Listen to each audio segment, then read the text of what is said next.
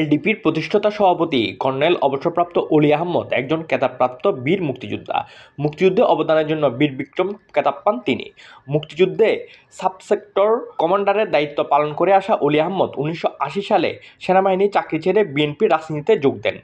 জিয়াউর রহমানের অত্যন্ত ঘনিষ্ঠ ছিলেন কর্নেল অলি আহমদ। বিএনপির 1991 থেকে 1996 মেয়াদের সরকারে যোগাযোগ মন্ত্রী ছিলেন তিনি। 2001 সালে বেগম খালেদা জিয়া কর্নেল অলি আহমদকে অনুরোধ করেছিলেন তিনি যেন চট্টগ্রামের একটি আসন জামাতের জন্যকে ছেড়ে দেন, কিন্তু অলি আহমদ উল্টো বেগম জিয়াকে বুঝিয়েছিলেন তিনি মুক্তিযোদ্ধা, তিনি রাজাকার, আলবদর জামাতের জন্য একটি আসনও ছাড়বেন না।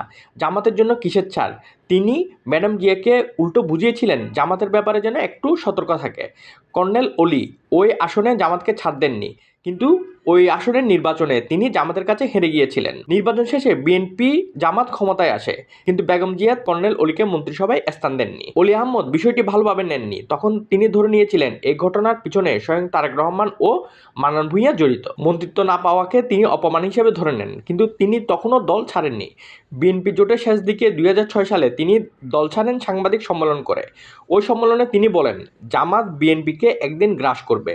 এই দল শহীদ জিয়ার আদর্শ থেকে সরে যাচ্ছে, তাই আমিও বিএনপি ছাড়ছি।